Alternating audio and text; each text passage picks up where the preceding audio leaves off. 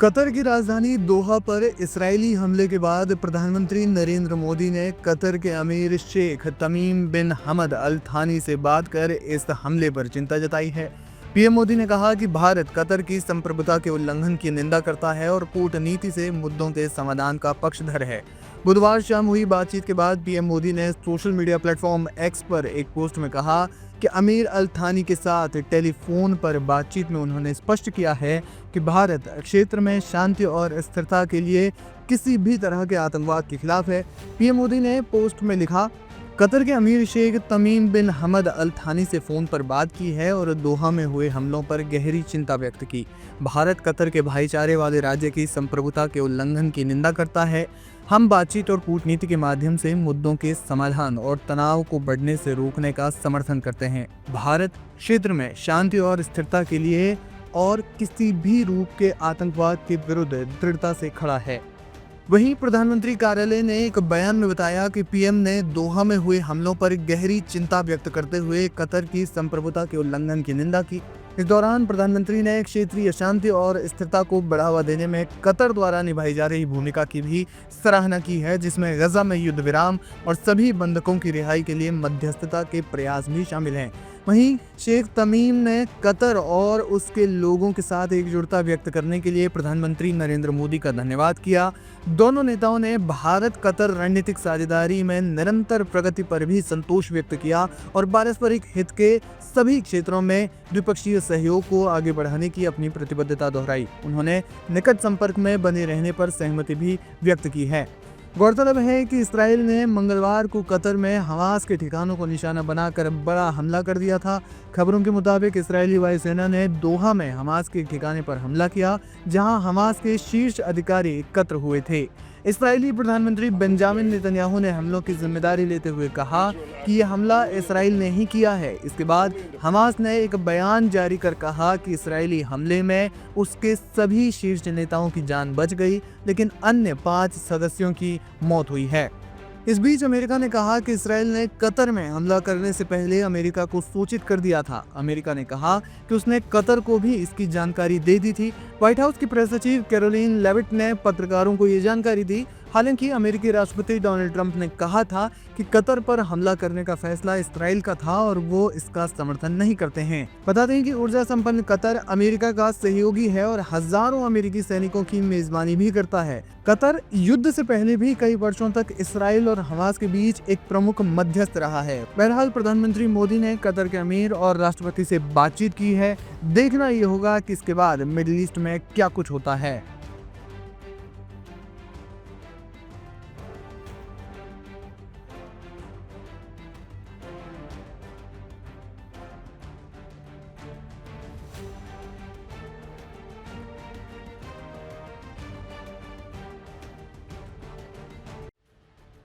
Iran के supreme leader ayatollah Ali Khamenei अपनी speech में बार बार अरब मुल्कों को पैगाम देते रहे कि एक हो जाओ वरना इसराइल आपके दरवाजे तक आ जाएगा। वो आरोप लगाते हैं कि इसराइल सिर्फ ग्रेटर इसराइल के सपने को पूरा कर रहा है, उसे जमीन चाहिए और अरब देश भले ही इसराइल से कितने भी समझौते कर लें, लेकिन वो अपने लक्ष्य को नहीं भूलता। इमाम खामनेई की बात सच साबित हो रही है। कतर में घुसकर इसराइल ने जिस तरह हमास नेताओं को निशाना बनाया है, उससे साफ हो गया है कि इसराइल अरब दोस्तों को भी कुछ नहीं समझता। अब कतर कितनी भी लकीर पीटे, कितनी भी बातें करे, कितना भी गुस्सा दिखाए, इसराइल और अमेरिका को कोई फर्क पड़ने वाला नहीं।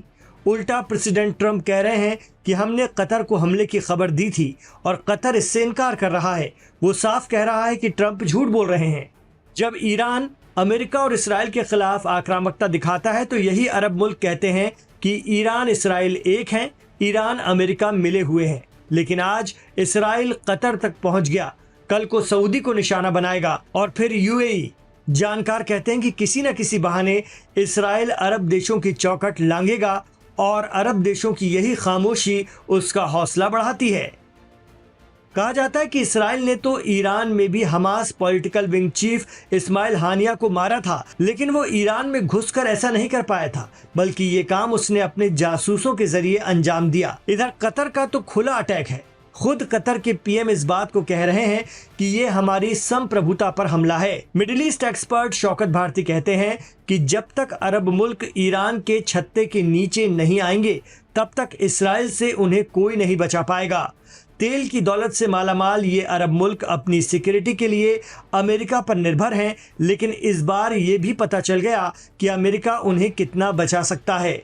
अब भले ही प्रेसिडेंट ट्रंप कितने भी दावे करें, लेकिन सच्चाई सबके सामने है कि कतर की राजधानी दोहा में रिहायशी इलाके पर हमला हुआ और 5 लोगों की मौत हो गई। हालांकि इसराइल के फाइटर जेट हमास के जिस लीडर को निशाना बनाने आए थे वो बच गए हैं। बार बार खामनेई अरब मुल्कों को कहते रहे कि एक्शन लो, लेकिन ईरान से बुग़्ज़ पाले अरब मुल्क शिया और सुन्नी पावर गेम की सियासत में उलझे रहे। इधर अपने बंधकों को छुड़वाने का प्रेशर बनाने इसराइल ने अरब मुल्कों पर ही निशाना तान दिया है। बड़ा सवाल तो ये भी उठ रहा है कि जब कतर में अमेरिकी एयर डिफेंस सिस्टम लगे हुए हैं तो इसराइली फाइटर जेट राजधानी दोहा में कैसे एंटर हो गए। ये बात भी किसी से छिपी नहीं है कि अमेरिका की इजाज़त के बगैर कतर, सऊदी, यूएई वगैरह कोई कदम नहीं उठाते हैं। ऐसे में जानकार ये भी आकलन कर रहे हैं कि हो सकता है कि हमास की लीडरशिप को ख़त्म करवाने में कतर सहित सुन्नी अरब देशों का भी किरदार हो। ऐसी चर्चा सोशल मीडिया पर सरगर्म है। वहीं ईरान के प्रेसिडेंट मसूद पजेश्कियान ने कतर के अमीर से फ़ोन पर बात की है और कहा है कि इसराइल के युद्ध अपराधों के खिलाफ सभी मुस्लिम देश एक हो जाएं।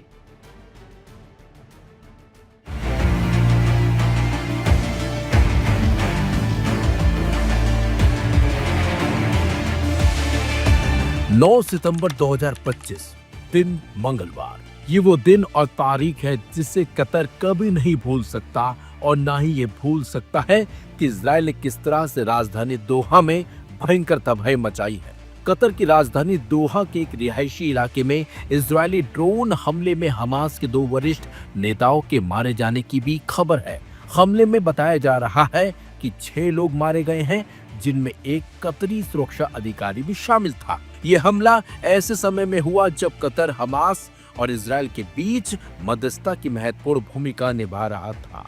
इस हमले के बाद व्हाइट हाउस ने दावा किया कि उसने इजरायली कार्रवाई से पहले कतर को सूचना दी थी, लेकिन कतर ने इस दावे को सिरे से खारिज कर दिया। कतर के विदेश मंत्रालय ने बयान जारी कर कहा कि यह दावा न केवल झूठा है, बल्कि कतर की सुरक्षा के साथ किया गया अन्याय छिप नहीं सकता। कतर के प्रधानमंत्री शेख मोहम्मद बिन अब्दुल रहमान अल थानी ने कहा,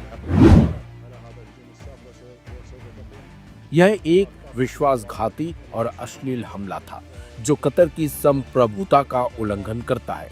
हम इस पर चुप नहीं बैठेंगे, जवाब देने का अधिकार सुरक्षित रखते हैं। हमले की जानकारी अमेरिका से केवल तब मिली जब बमबारी पहले से ही शुरू हो चुकी थी। हमला 3:46 पर हुआ। अमेरिकी अधिकारी का पहला फोन हमें 3:56 पर आया, यानी हमले के 10 मिनट बाद। प्रधानमंत्री अल थानी ने यह भी घोषणा की है कि कतर अंतर्राष्ट्रीय मंचों पर इजराइल के खिलाफ मामला उठाएगा और एक उच्च स्तरीय कानूनी समिति गठित की गई है।